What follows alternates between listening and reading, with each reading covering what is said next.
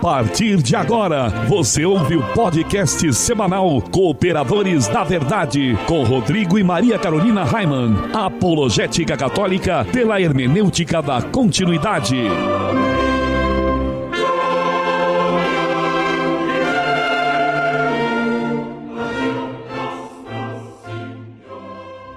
Olá, amigo ouvinte, paz e bem, aqui quem vos fala é o acidentado do professor Raimann.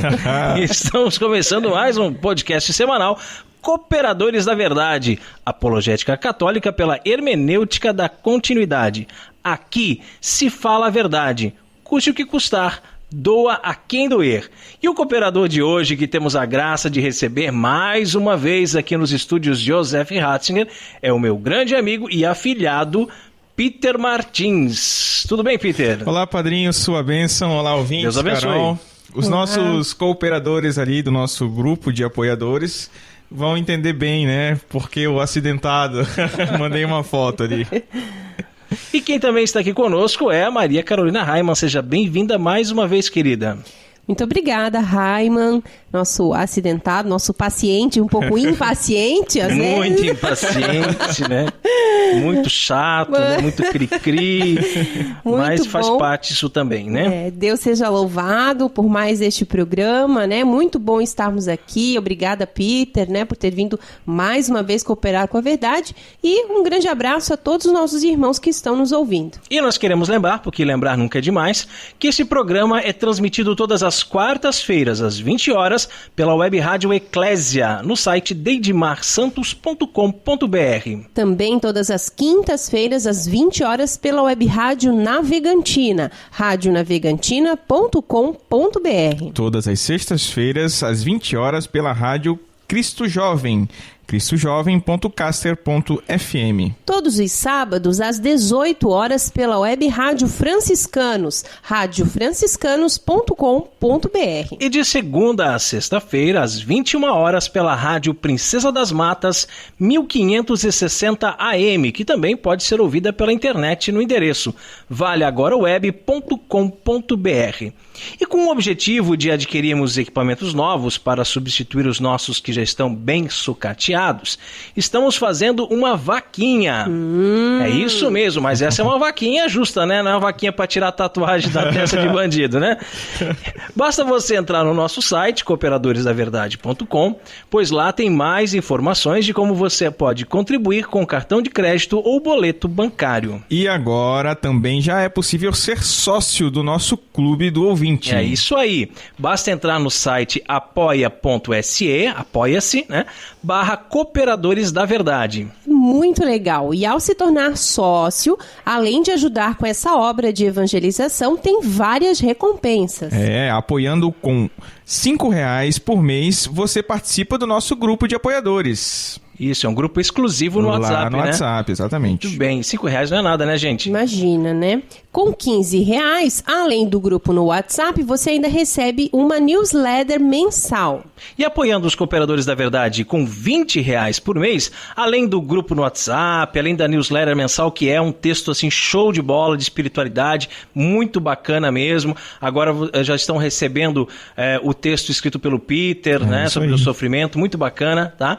Nós ainda te proporcionamos um programa especial extra todos os meses. Já pensou? Vamos gravar um programa só para você que é nosso apoiador. É isso aí. E a partir de R$30, além disso tudo, você ainda concorre a sorteios de brindes incríveis. Muito bom. Não fique fora dessa. Seja um sócio evangelizador e apoie a nossa obra. apoia.se /Cooperadores da Verdade. E também tem como depositar qualquer valor em nossa conta na Caixa Econômica Federal, se assim você preferir, né?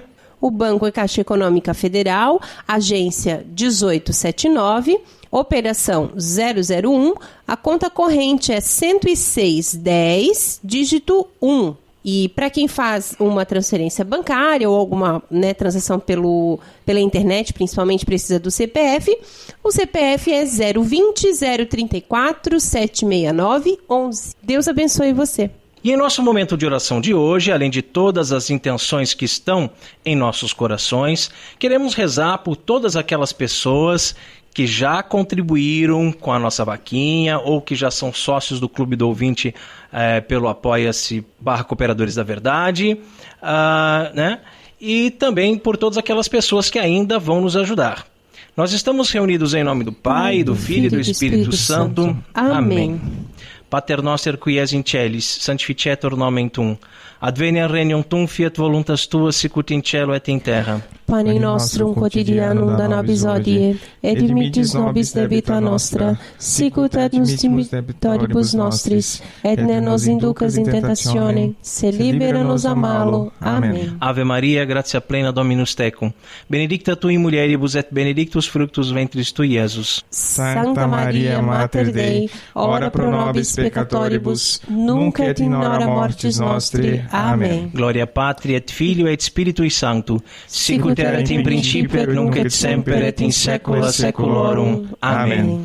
Senhor, fazei de mim um instrumento de vossa paz. Onde houver ódio, que eu leve o amor. Onde houver ofensa, que eu leve o perdão. Onde houver discórdia, que eu leve a união. Onde houver dúvida, que eu leve a fé. Onde houver erro, que eu leve a verdade. Onde houver desespero, que eu leve a esperança. Onde houver tristeza, que eu leve a alegria. Onde houver trevas, que eu leve a luz. Ó Mestre, fazei que eu procure mais. Consolar que ser consolado. Compreender que ser compreendido. Amar que ser amado. Pois é dando que se recebe. Perdoando que se é perdoado. E é morrendo que se vive para a vida eterna. Amém. Amém. E continuamos reunidos em nome do Pai, do Filho e do Espírito Santo. Amém. Amém. Cooperadores da Verdade é um podcast semanal que você pode ouvir em nossa página no Facebook ou ainda no nosso site cooperadoresdaverdade.com. O programa é apresentado por mim e por minha esposa, Maria Carolina, e esporadicamente contamos com a participação de um ilustre cooperador da verdade. Hoje, no caso, o queridíssimo nosso sócio Peter. É isso aí. E o programa também é transmitido por 5 web rádios, como a gente já falou lá no início. Isso aí. Se você que está nos ouvindo agora também tem uma web rádio e deseja transmitir o nosso programa, nem precisa pedir autorização. É só tocar o terror, porque o nosso objetivo é evangelizar. E quanto mais pessoas forem alcançadas, melhor. Seria interessante apenas mandar uma mensagem para nós. E como é que faz para mandar uma mensagem, Peter? Lá no facebook.com/os Cooperadores da Verdade ou então no e-mail contato@cooperadoresdaverdade.com. Assim a gente divulga o dia e o horário da sua transmissão aqui no programa. E em nossa página no Twitter você pode deixar a sua sugestão ou crítica e o seu pedido de oração. @coop_verdade. E o programa também está disponível nas principais plataformas de podcasts no iOS, para quem usa os telefones da Apple, também em Android, Windows Phone e essas tecnologias todas aí. Graças ao Peter que manja dos paranauês. E nós estamos também no Instagram, né, gente? A gente nunca fala aqui. Nunca fala, né? Mas a gente está no Instagram também. Procura lá, Cooperadores da Verdade, que você vai achar a nossa conchinha ali, né? Já vai saber que somos nós. E no quadro A Vida dos Santos, nós estamos estudando a vida dos santos padres. Este estudo também é conhecido como patrística. Os padres da igreja foram influentes teólogos, professores e mestres cristãos e também importantes bispos. Seus trabalhos acadêmicos foram utilizados como precedentes doutrinários nos séculos subsequentes. Os padres da igreja são classificados entre os séculos II e VII. No último programa, nós falamos de São Paulino de Nola. Não vai confundir ele, não torcia pro São Paulo, não, São Paulino. Quem sabe ele torcia pro Parmeira, né? Não se sabe. A vida dos santos. Peter, quem foi o padre da igreja escolhido para o programa de hoje? O santo padre escolhido para o programa de hoje foi São Vicente de Lérins. Conta pro povo então, Carol, um pouquinho sobre a vida de São Vicente. São Vicente de Lérins, um grande pensador, teólogo e místico. São Vicente de Lérins foi um homem doutorado na graça e defensor da verdade. Opa, esse era dos nossos, hein? Cooperador da verdade ali, né? Custe o que custar, né, São Vicente? Doa quem doer de Lérins, é isso aí. Nascido no norte da França, nóis. São Vicente de Lérins viveu sua juventude em busca das vaidades do mundo e tornou-se militar. Vicente, ao encontrar-se com Deus e se converter, foi se tornando cada vez mais obediente à palavra do Senhor. Amou a palavra de Deus e entrou para a vida monástica, tornando-se um exemplo de monge. Aprofundou-se nos mistérios de Deus, tornando-se um grande pensador, teólogo e místico. Combateu muitas heresias do século V. Foi eleito abade. O mosteiro de Lérins tornou-se um lugar de forte formação para os santos e bispos da igreja. Lá no século V, né, ele combateu muitas heresias, mas eu às vezes me pergunto, será que tinha tanta heresia como tem hoje no século XXI, né? A gente tem que chamar reforços aqui, né, para nos ajudar a combater Precisamos da intercessão dos santos padres. Exatamente, né? São Vicente de Lérins, rogai por nós. Jesus é a palavra de Deus. Ele é o Verbo encarnado. A Bíblia contém a palavra escrita de Deus, mas a palavra de fato é Jesus, o Verbo de Deus que veio armar sua tenda entre nós. E muita gente faz uma confusão tremenda nesse sentido, né? Você vai aí num culto protestante, peguem a palavra, abram a palavra, ou tá aí extirpando Jesus, né? Tá abrindo a palavra, como é que pode um negócio desse, né? Então Jesus é a palavra de Deus. E neste quadro iremos sempre meditar sobre uma passagem bíblica que pode ser tanto do Antigo como do Novo Testamento. A palavra escrita de Deus. O Senhor esteja conosco. E Ele está no meio de nós. Proclamação do Evangelho de Jesus Cristo segundo João. Glória a vós, Senhor. Naquele tempo, Jesus foi para o outro lado do mar da Galileia, também chamado de Tiberíades. Uma grande multidão o seguia, porque via os sinais que ele operava a favor dos doentes. Jesus subiu ao monte e sentou-se aí com seus discípulos. Estava próxima a Páscoa, a festa dos judeus. Levantando os olhos e vendo que uma grande multidão estava vindo ao seu encontro, Jesus disse a Filipe: "Onde vamos comprar pão para que eles possam comer?" Disse isso para pô-lo à prova, pois ele mesmo sabia muito bem o que iria fazer. Filipe respondeu: "Nem 200 moedas de prata bastariam para dar um pedaço de pão a cada um." Um dos discípulos, André, o irmão de Simão Pedro, disse: "Está aqui um menino com 5 pães de cevada e 2 peixes. Mas o que é isso para tanta gente?" Jesus disse: "Fazei sentar as pessoas." Havia muita relva naquele lugar e lá se sentaram aproximadamente 5.000 homens. Jesus tomou os pães, deu graças e distribuiu-os aos que estavam sentados, tanto quanto queriam, e fez o mesmo com os peixes. Quando todos ficaram satisfeitos, Jesus disse aos discípulos: "Recolhei os pedaços que sobraram para que nada se perca." Recolheram os pedaços e encheram 12 cestos com as sobras dos 5 pães deixadas pelos que haviam comido. Vendo o sinal que Jesus tinha realizado, aqueles homens exclamavam: "Este é verdadeiramente o profeta, aquele que deve vir ao mundo." Mas quando notou que estavam querendo levá-lo para proclamá-lo rei, Jesus retirou-se de novo, sozinho para o monte. Palavra da salvação. Glória a vós, Senhor. Neste evangelho, em que damos início à leitura continuada do 6º capítulo de São João, Nosso Senhor se retira a um lugar deserto, às margens orientais do mar da Galileia, e realiza ali a primeira multiplicação dos pães. Este milagre aconteceu, diz o evangelista, pouco antes da celebração da Páscoa, razão porque se reveste de um tom fortemente eucarístico. Não por acaso, Jesus falará mais adiante do pão da vida e declarará, sem sombra de dúvidas, a necessidade de que seus discípulos comam a sua carne e bebam o seu sangue. Antes de mais nada, a gente percebe que, para que Jesus realize o milagre, ele se retira. ele vai para um lugar deserto. Isso é muito importante para nós, né? Quantas e quantas vezes que nós precisamos de uma resposta de Deus, que nós precisamos de uma ajuda de Deus e que nós precisamos nos retirar. Temos que parar tudo que você está fazendo, porque nessa correria do dia a dia aí a coisa é uma loucura muito grande, tá? E se retira. Não que você precise fazer um retiro, né? É muito bom também fazer um retiro espiritual, mas se retire um tempo. Procure uma igreja, num horário que não tenha celebrações, que não tenha missa, e fica sozinho diante do Santíssimo Sacramento. Suba ao monte, né? Esse subir ao monte ele tem um sentido transcendental muito importante, né? Porque as pessoas no passado acreditavam que Deus estava realmente no alto, né?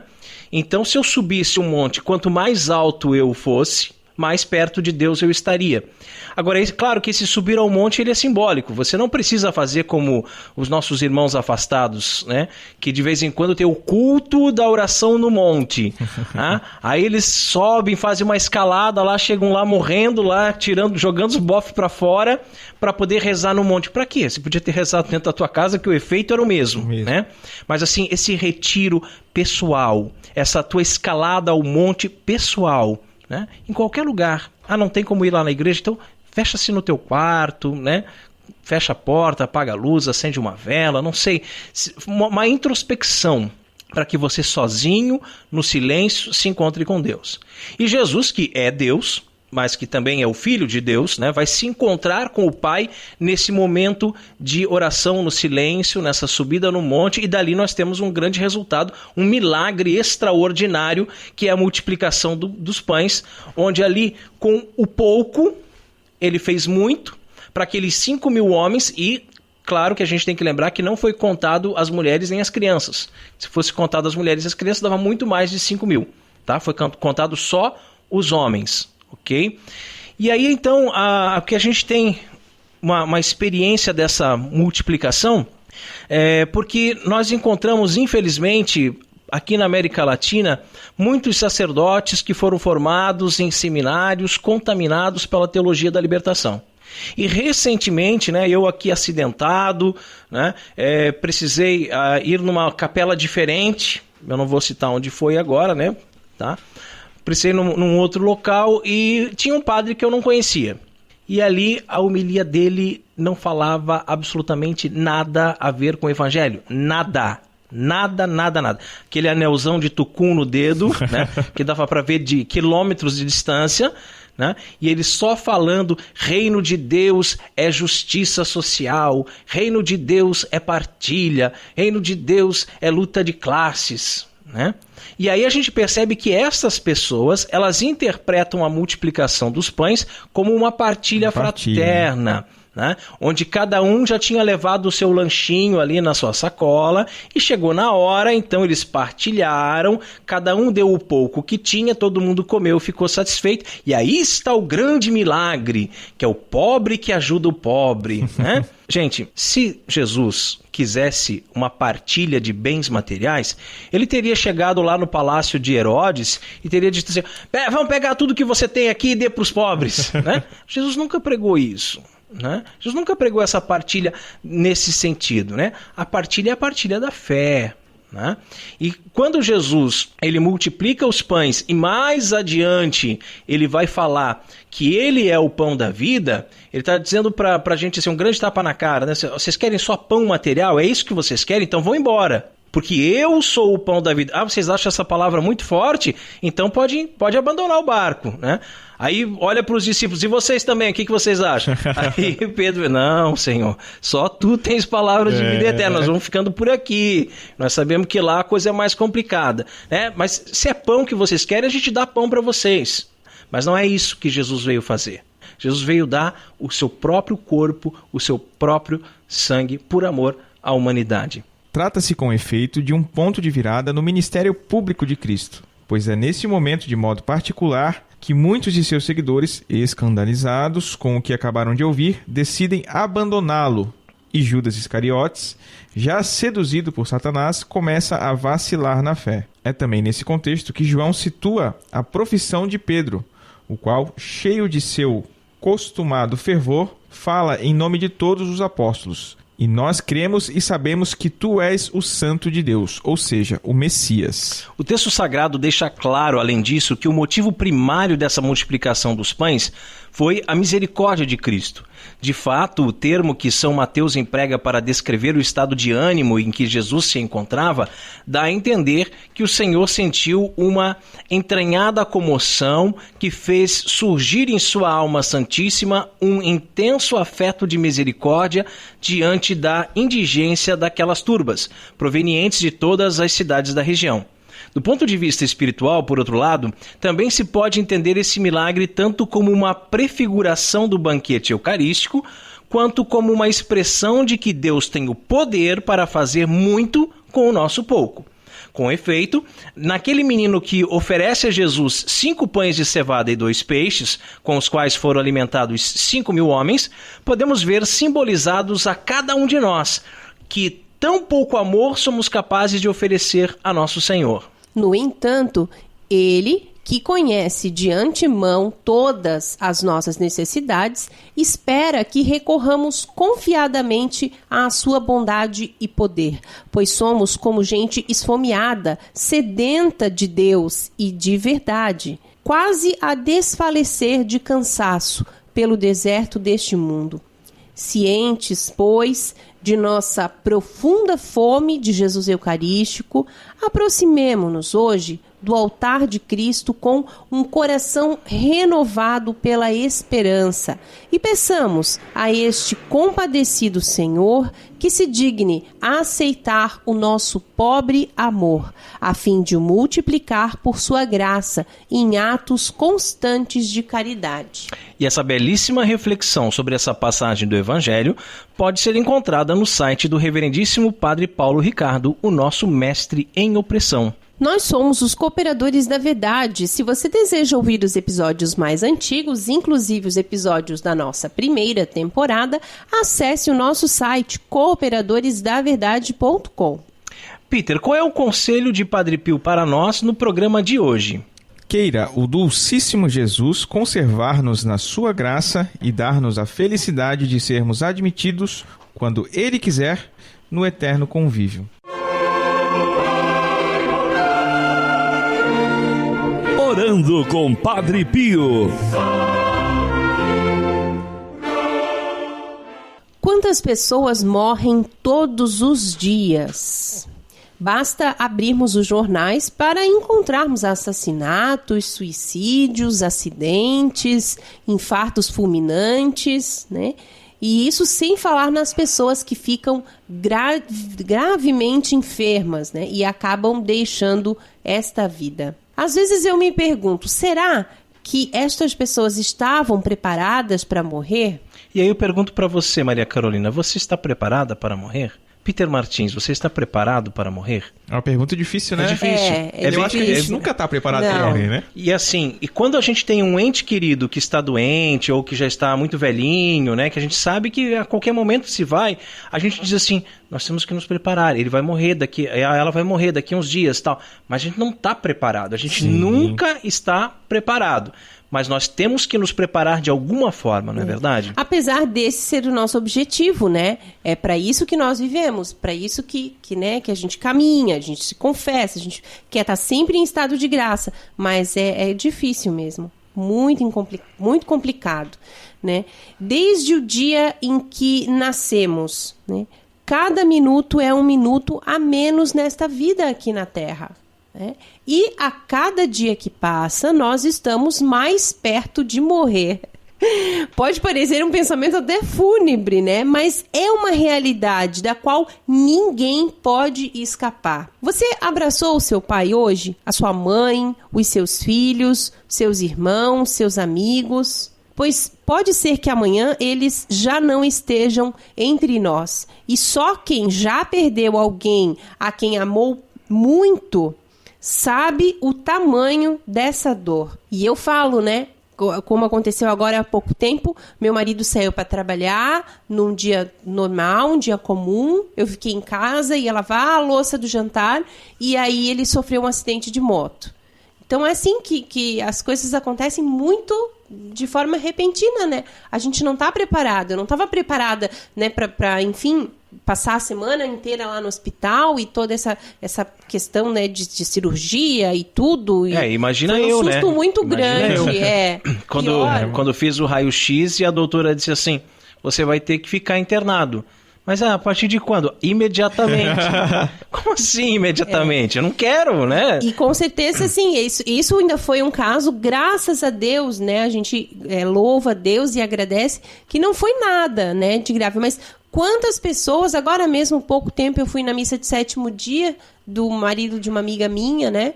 Então, ele morreu de moto também, de acidente de moto. Então, quantos casos que acontecem, né? E que realmente amanhã pode ser tarde demais. E eu lá no hospital, né? Eu tinha me confessado naquela semana mesmo, né? Me confessado naquela semana. Daí, estava internado e não ia poder participar de Corpus Christi. Então, eu pedi para Carol ver se consegue uma freira que venha me trazer a comunhão. Né? Então veio me trazer a comunhão. Quer dizer, se eu não tivesse me confessado recentemente, eu ia pedir para que um padre fosse lá no hospital, porque eles vão, né? Tem o capelão do hospital e tudo mais, para me ouvir em confissão. Porque de repente eu ia fazer uma cirurgia, pode ser uma coisa simples, mas pode ser que você não volte mais. Né? Deu uma complicação, alguma coisa assim. Então, de que forma que a gente está se preparando para essa passagem? Eu penso que, sendo bons cristãos, né, que cumprindo os mandamentos da lei de Deus, que praticando a caridade, né, se confessando com frequência, ou seja, participando dos sacramentos, né, comungando com frequência, se confessando com frequência, buscando as indulgências também, né, que a gente possa ir se preparando, porque como diz o Evangelho, virá como um ladrão, né? Não vai dizer nem o dia, nem a hora. Então a gente não sabe, né? E sempre os que ficam sofrem, né? Mas tenha certeza de que essa vida é só uma passagem, né? Porém, uma passagem para onde, né? Para a vida eterna ou para a condenação eterna, né?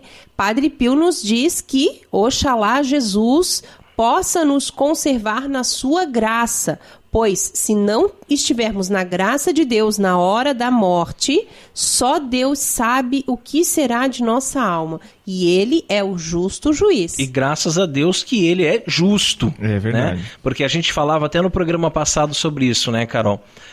Muita gente só fala da misericórdia. Misericórdia. Porque Deus é bom, Deus é misericordioso. Então, se eu fizer alguma coisa de errado, Ele vai me perdoar. Bom, Deus é misericordioso, mas Ele é justo, né? Ele é justo. Então não vá você pensando que pode fazer tudo nessa vida, que lá na hora da morte Jesus vai te perdoar porque Ele é misericordioso. É misericordioso? Mas é justo, né? Antigamente dizia-se enfaticamente que os suicidas iam direto para o inferno. Mas quem somos nós para julgar? Sabe-se lá o que levou essas pessoas a cometer tal ato? Verdade.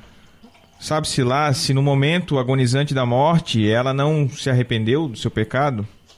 Precisamos nos libertar do pecado e viver na graça de Deus.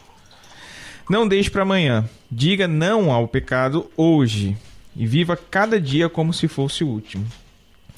Sabemos sim que Deus é misericordioso e queremos acreditar que a sua misericórdia irá triunfar sobre o juízo. Mas sabemos que para o céu só irão aquelas almas que estiverem em estado de graça. As demais, se conseguirem escapar da condenação eterna, irão para o purgatório. O Catecismo da Igreja Católica, em seu número 1030, diz que os que morreram na graça e na amizade com Deus, mas não estão completamente purificados, embora tenham garantida a sua salvação eterna, passam após a morte por uma purificação, a fim de obter a santidade necessária para entrar na alegria do céu. Eu sei, e vocês também sabem, meus amigos, que eu sou um pobre pecador, miserável, que estou muito longe de ser santo. Mas, claro, eu não quero ir para o inferno, né? Quem é que quer? Quem é que quer, né? Eu quero buscar a graça de Deus para ter garantida a salvação, mesmo tendo que passar por uma purificação que eu compreendo que é necessária. É necessária. Padre Pio diz que se estivermos na graça de Deus, Jesus pode querer dar-nos a felicidade de sermos admitidos no eterno convívio. Eu vejo isso como um sonho, sabe? Assim, o objetivo maior, o objetivo maior, assim, da vida, acho que do cristão, é o convívio eterno, né? Estar com Jesus e com Maria Santíssima no reino dos céus. Ter a felicidade de morrer na graça de Deus para ir para o céu. Mas sei que para morrer na graça de Deus, antes é necessário viver na graça de Deus, aqui nessa terra. Dar adeus ao pecado e lutar a cada dia pela conquista da santidade. Viver sem ofender a Deus. Precisamos ser fortes. Precisamos não só abandonar os pecados graves, mas também os veniais. Entendemos que é justo pagarmos no purgatório pelos nossos erros cometidos. Mas quem sabe a misericórdia triunfando o juízo, possamos ir direto para o céu. Nunca se sabe, né? No meu caso, como ainda estou muito longe de ser santo, rezo para que a misericórdia triunfe o juízo e eu possa padecer no purgatório até ser digno do eterno convívio. Todos nós, né? É isso aí. Que assim seja. Amém. Amém. Orando com Padre Pio conta com o apoio de Feller Contabilidade, do nosso amigo Diácono Vital. A Feller Contabilidade fica na Rua Aldílio Garcia, número 479. Nesta você pode confiar. Atendimento de segunda a sexta-feira, das 8 ao meio-dia e das 13h30 às 17h30. Telefone 3346-2333. fellercontabilidade@matrix.com.br. Em frente à Secretaria da Paróquia São Cristóvão de Itajaí, Santa Catarina. Feller Contabilidade, a sua empresa nas mãos certas. E se você também gostaria de anunciar a sua empresa no programa Cooperadores da Verdade, entre em contato conosco e ajude-nos a evangelizar. E agora chegamos a um quadro que eu gosto muito aqui nos Cooperadores da Verdade, que é quando meditamos sobre a vida de São Francisco de Assis. E por falar em São Francisco de Assis, o nosso amigo Rogério foi admitido para o tempo de formação na Ordem Franciscana Secular, lá em Pindamonhangaba, né? Ele que veio aqui, que gravou com a gente, né? Que fez uma participação. E assim, eu sei que ele está ouvindo esse programa, então eu quero desejar para ele assim, que ele seja muito feliz na Ordem Franciscana Secular, que é muito bom fazer parte da família franciscana. Quantos belíssimos exemplos da vida deste santo podemos transpor para o nosso dia a dia, não é mesmo?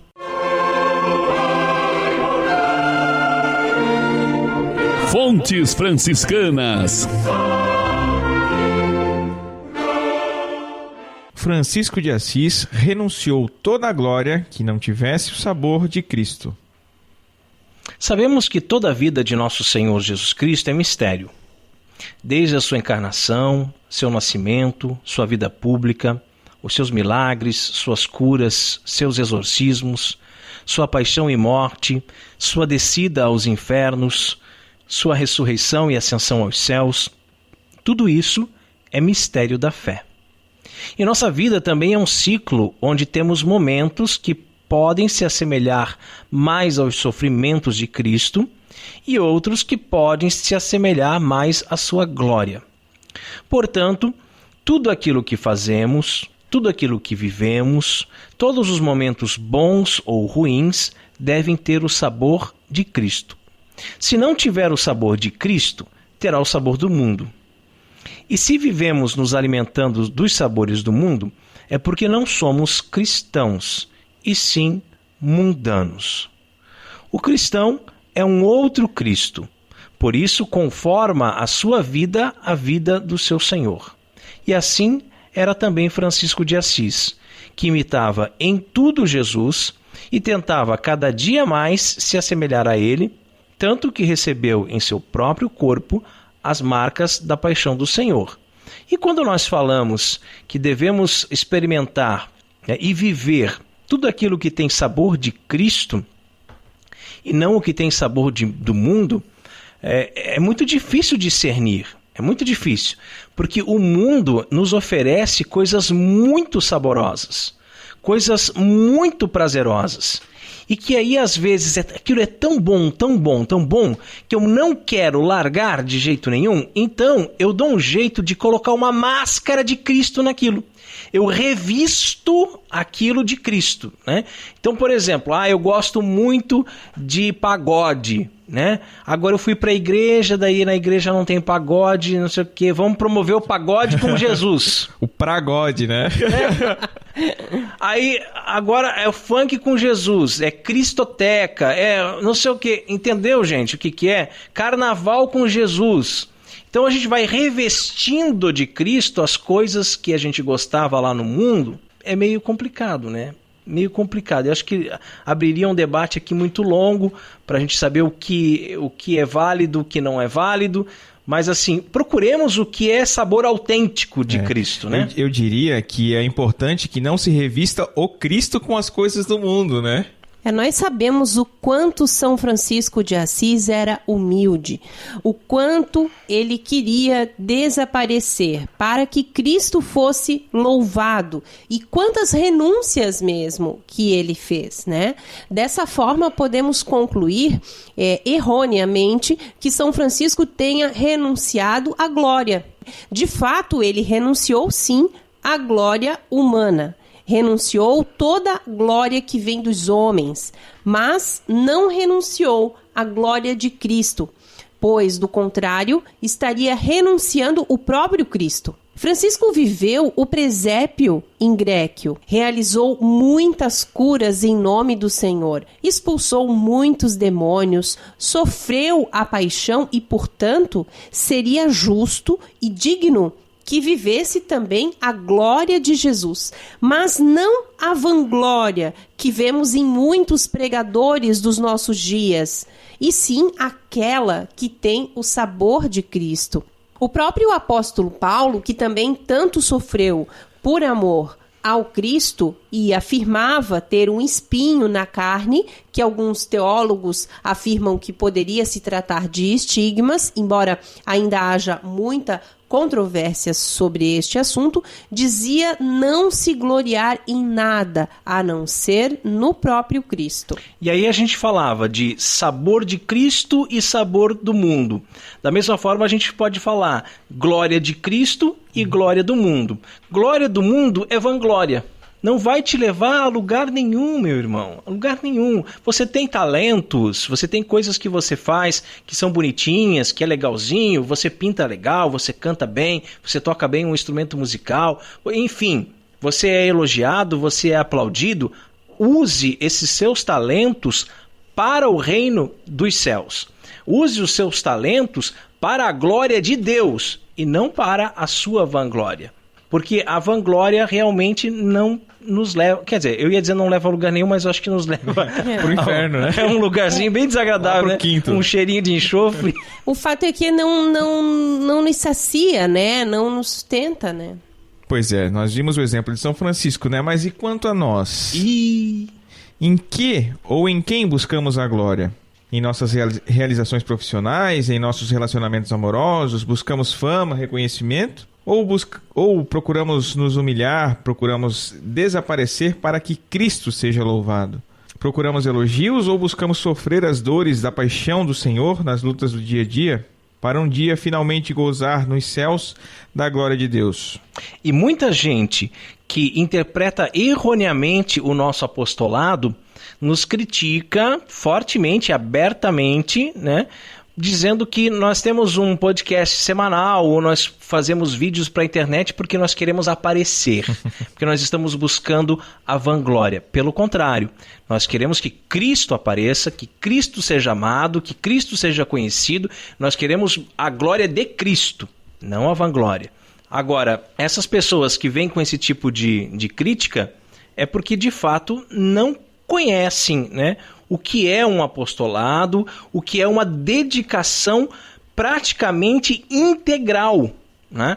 Porque nós vivemos em torno disso. O Cristo é tão o centro da nossa vida, tão o centro da nossa família, que todos os dias nós estamos envolvidos de alguma forma, ou editando um vídeo, ou escrevendo o texto de um programa, ou gravando um programa, ou editando um programa, ou pensando no que vai fazer no vídeo, ou pensando no nosso grupo ali dos apoiadores, enfim. A gente está o tempo inteiro, a gente está respirando Cristo. E nós queremos levar esse Cristo que nós vivemos para todas as pessoas. Por isso nós temos esse apostolado. Mas, se nós nos calarmos, até as pedras falarão. Que assim seja.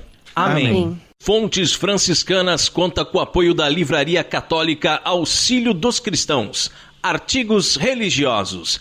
A Livraria Auxílio dos Cristãos fica na Praça Governador Irineu Bornhausen, centro de Itajaí, no estacionamento da Igreja Matriz do Santíssimo Sacramento. Calendários, bíblias, livros, artigos litúrgicos, camisetas, cartões, presépios, crucifixos, imagens sacras, CDs, DVDs e muito mais. Telefone 3349-0692. 3349-0692. Livraria Auxílio dos Cristãos. 21 anos de tradição. E o quadro mais gostoso do programa Cooperadores da Verdade, onde nós apreciamos o pão líquido porque não somos puritanos e sabemos valorizar o sabor que os monges cervejeiros nos deixaram como legado, está temporariamente indisponível. Já viu isso, Peter? Catolicismo e cerveja. Pois é, né? Que coisa, hein? Esses antibióticos puritanos, né? Que não permitem que a gente beba. O quadro está temporariamente indisponível, porque o Raiman sofreu o acidente de moto, né? Ele fez uma cirurgia no cotovelo, ele está tomando antibiótico. Isso mesmo, galera. Enquanto eu não posso beber, ninguém bebe por aqui, não. Mas se você, mesmo assim, mesmo a gente não degustando hoje, né? Produz cervejas artesanais e gostaria de ter a sua cerveja degustada aqui no programa Cooperadores da Verdade, entre em contato conosco pela nossa página no Facebook e assim que o Raiman terminar, né, o tratamento, o quadro volta e a gente volta também a degustar novas cervejas. É isso aí. Catolicismo e cerveja conta com o apoio da Beer House Cervejas Especiais. Empório especializado em cervejas nacionais e importadas, com agradável espaço para degustação e inúmeras opções para presentes. Produtos para harmonização, copos, taças, kits e cestas e, é claro, muita cerveja. Aberto ao público de segunda a sexta, das 15 às 23 horas e aos sábados, das 10 às 22 horas.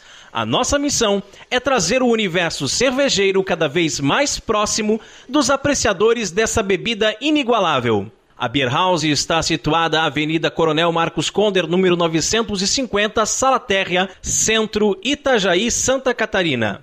beerhousemkt@gmail.com. Fone 3045-5821. Beer House, a primeira casa cervejeira de Itajaí. E no quadro mais polêmico do nosso programa, hoje vamos falar sobre mais um filme polêmico.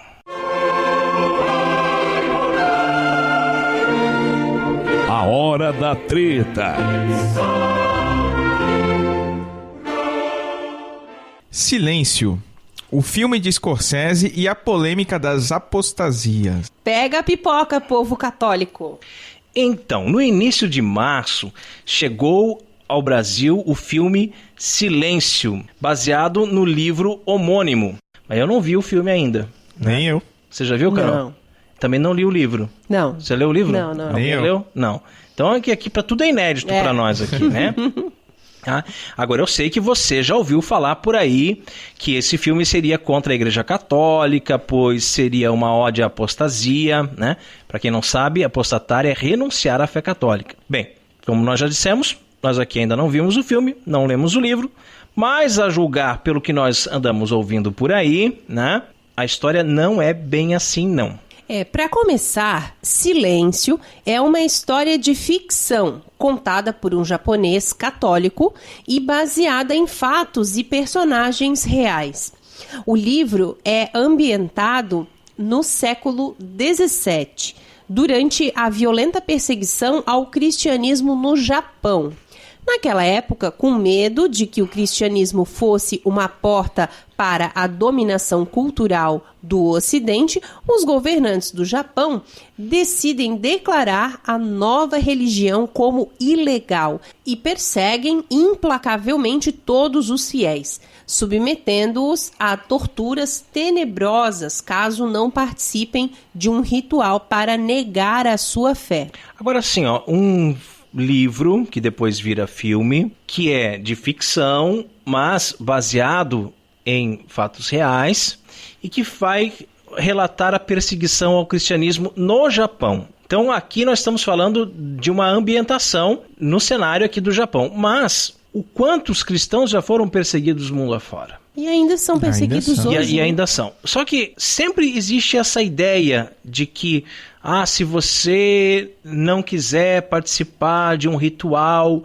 onde você vai apostatar, né, onde você vai negar a sua fé, você vai morrer, ok? O que nós vemos hoje, principalmente em relação ao ISIS, né, parece que nem tem mais chance de apostatar, né? Cristão vai e morre pronto, né? Já era, né? É decapitado, é enforcado, é fuzilado, tem várias técnicas diferentes, né, que eles utilizam para matar os cristãos, mas assim parece que não tem dó nem piedade, não tem chance, né? Então, se nós já sofremos com o Império Romano, né, sendo jogado para as feras, né, nos estádios e tudo mais, sofremos no Japão, sofremos em diversos lugares, né, mas ainda tinha uma oportunidade de negar a fé. Não que isso seja uma saída. Mas eu costumava brincar assim, às vezes, quando eu dava aula de ensino religioso, brincava com os meus alunos, é um assunto sério, mas né, em tom de brincadeira, falava para os meus alunos assim, mas e se de repente aqui na nossa sala de aula entrasse um terrorista muçulmano com uma mini metralhadora portátil na mão e dissesse assim, vou dar uma chance para vocês. Quem negar Jesus pode sair por aquela porta ali, os demais vão ser todos fuzilados. Quem de vocês que negaria? E essa pergunta eu acho que a gente deveria fazer a nós mesmos, né? Semelhante à pergunta do próprio Evangelho, né? Quem os homens dizem que eu sou?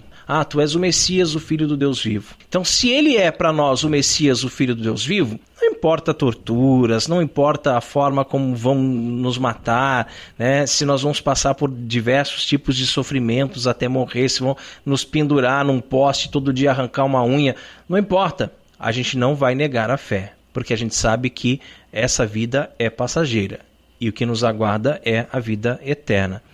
Mas eu fiquei bem curioso já, desde esse momento, de, se não ler o livro, pelo menos assistir ao filme. A treta começa quando 2 padres jesuítas partem para o Japão na tentativa de confirmar a história inacreditável de que um de seus mestres, o padre Ferreira, né, o jesuíta, seria agora um apóstata.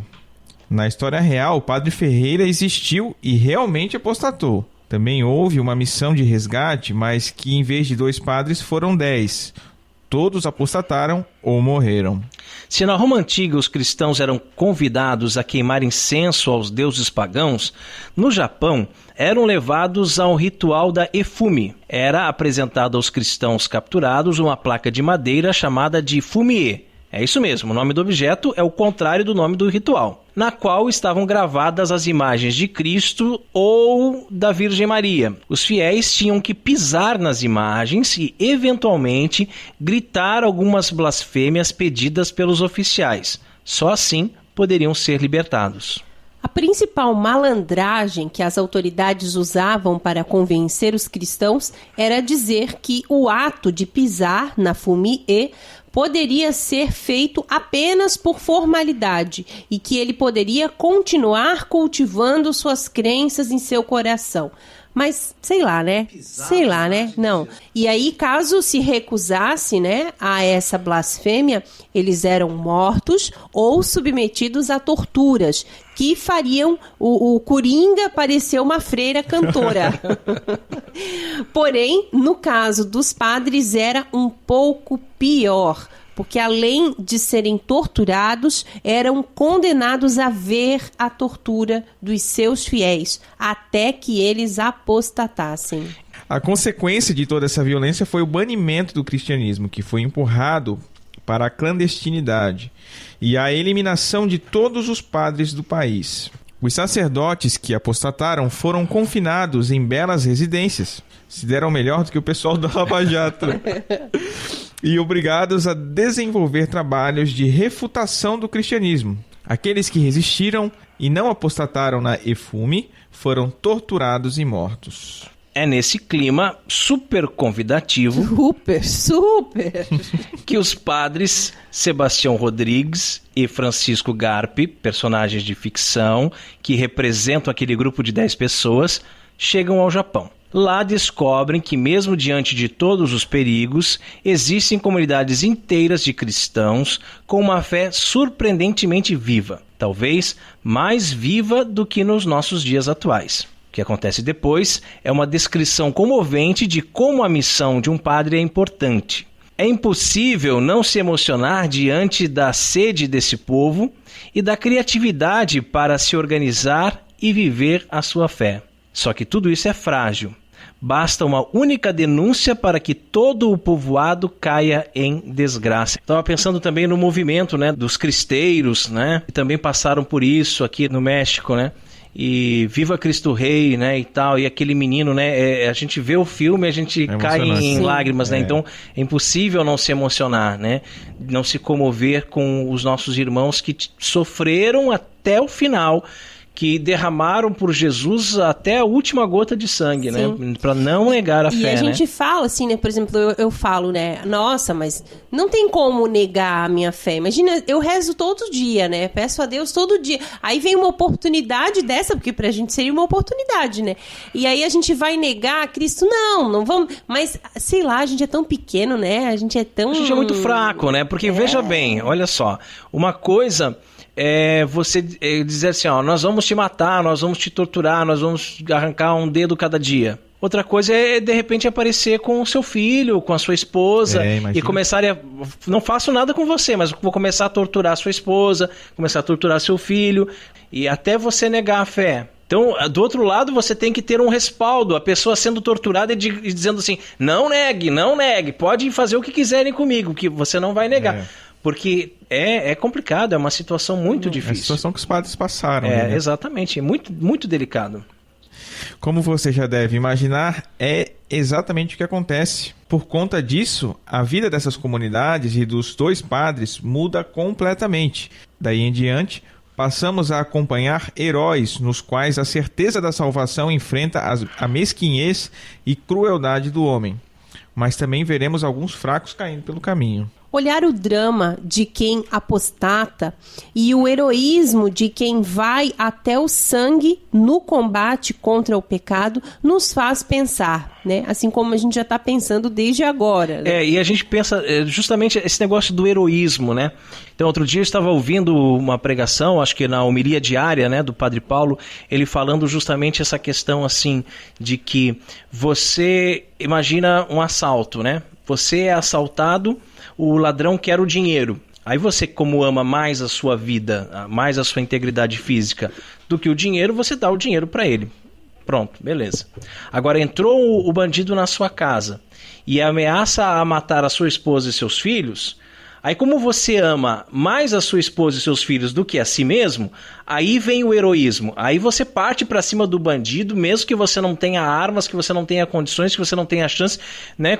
Você se agarra pelos cabelos ali, você faz alguma coisa para tentar defender a sua família, porque você ama mais a sua família do que a si mesmo. Então aí a gente entra nessa questão da tortura ali. Se for para torturar você é uma coisa, agora se for para torturar alguém que você ama, já é outra coisa. É uma sinuca, né? É verdade.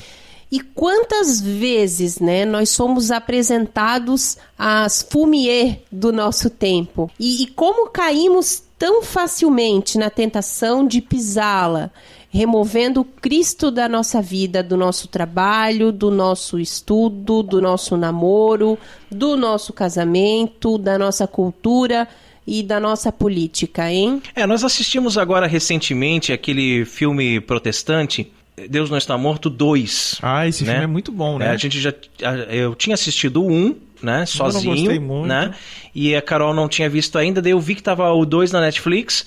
Eu quero assistir. Daí, não vi o 1. Então vimos o 1 pra daí ela ver o 2, né, que tem uns personagens que são do 1 também, né, ali, tudo mais. Mas aí, assim, nesse filme o que acontece, né, sem dar spoiler, né? A questão de que no ambiente de trabalho dela, né, ela está sendo julgada, penalizada por ter falado de Jesus. Aqui é um fumier. né? Claro. Então, quantos de nós que passamos por isso? Por, de repente, você no teu ambiente de trabalho, você não pode falar de Deus. Então, se eu não posso falar de Deus lá, eu estou sendo outra pessoa? Porque, como nós falávamos agora há pouco aqui, nós respiramos Jesus Cristo o tempo todo. O tempo todo nós falamos de Deus. Nós vamos visitar um amigo, alguém... O tempo todo a gente está falando de Jesus, a gente está falando de Maria Santíssima, a gente está falando de Deus. O tempo todo, né? Como é que eu vou separar isso? Como é que eu vou dizer assim, não, agora eu vou colocar o pé dentro da empresa... Agora eu sou pagão, eu sou ateu, eu não posso expressar a minha fé. E se você faz isso, você está passando aí por um fumier, né? Mas quantas vezes, né, que nós não agimos como pagãos mesmo e pensamos, eu não estou renunciando a Cristo agindo assim. O importante é que tenho Ele no meu coração. Né? Mas a gente sabe que isso não basta. Não basta, né? porque a gente tem que testemunhar a fé, né? Exato. E isso tudo sem nem mesmo sermos ameaçados, né, pelas terríveis torturas da perseguição japonesa.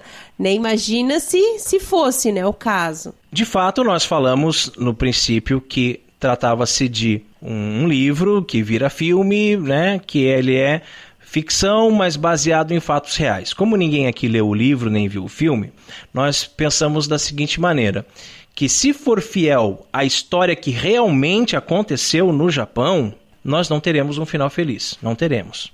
Mas histórias tristes e decepcionantes também carregam reflexões importantes. É só olhar a história de Judas Iscariotes, que apesar de ser uma desgraça, não foi suprimida da Bíblia. Não se deve ler O Silêncio, ou assistir o filme, esperando pela famosa jornada do herói, em que depois de muito sofrimento o herói salva a mocinha e tudo acaba bem. Não. No Japão do século XVII, homens de carne e osso se esconderam, fugiram, morreram, apostataram, se arrependeram, e entre heróis e fracos, a nossa história foi até os confins do mundo. As derrotas do homem não são as derrotas de Deus. Ele nunca desiste de nós.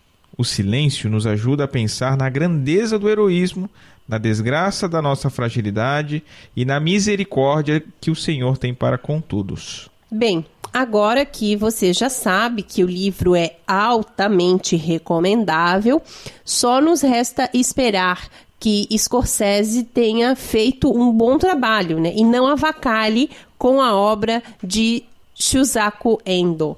Óbvio que sempre rola um pé atrás, né, com Hollywood, mas vai que dessa vez eles acertam, né? Seria uma ótima chance de mostrar a todos os mimizentos de hoje o que verdadeiramente significa ser segregado e perseguido. Uma curiosidade só que eu ouvi dizer sobre o filme, o ator que interpretou acho que foi um dos padres, né, o protagonista, chegou a fazer os exercícios de Santo Inácio de Loyola. Que legal, né? Bacana. Muito bom. E nós queremos parabenizar o site O Catequista por mais essa bela reflexão. Obrigado pelo importante papel que vocês vêm desenvolvendo na internet. E rezemos a Virgem que nos proteja, nos guie e cuide do nosso apostolado. Salve, Rainha, Mãe de misericórdia, vida, doçura e esperança nossa, salve. A vós bradamos, degredados filhos de Eva, a vós suspirando, gemendo e chorando neste vale de lágrimas. Eia, pois, advogada nossa, esses vossos olhos misericordiosos a nós volvei, e depois desse desterro mostrai-nos Jesus. Bendito o fruto do vosso ventre, ó clemente, ó piedosa, ó doce sempre Virgem Maria. Rogai por nós, Santa Mãe de Deus, para que sejamos dignos das promessas de Cristo. Amém. Debaixo de vossa proteção nos refugiamos, Santa Mãe de Deus. Não desprezeis nossas súplicas em nossas necessidades, mas livrai-nos sempre de todos os perigos, ó Virgem gloriosa e bendita. Amém. E chegamos ao fim de mais um programa Cooperadores da Verdade. Venha você também ser um cooperador. Colabore com esse apostolado fazendo a sua doação para que possamos adquirir equipamentos melhores e manter este programa no ar. Contamos com a sua generosidade e também com a sua oração. Muito obrigado a você que nos acompanhou nesse podcast. Ajude a divulgar compartilhando nas redes sociais. Muito obrigado, Padrinho, Carol, aos ouvintes. Salve Maria.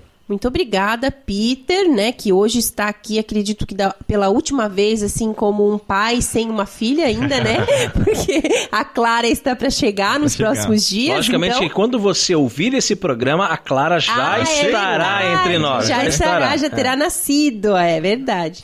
Mas, né, muito obrigada ao Peter mesmo, né, vindo, tendo vir aqui, né, já comprou o charuto, Peter, pra gente fumar? Não.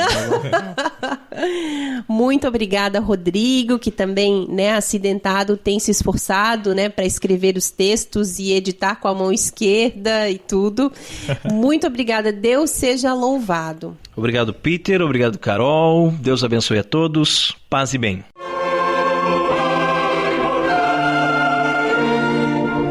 Você ouviu Cooperadores da Verdade, com Rodrigo e Maria Carolina Raimann, apologética católica pela hermenêutica da continuidade.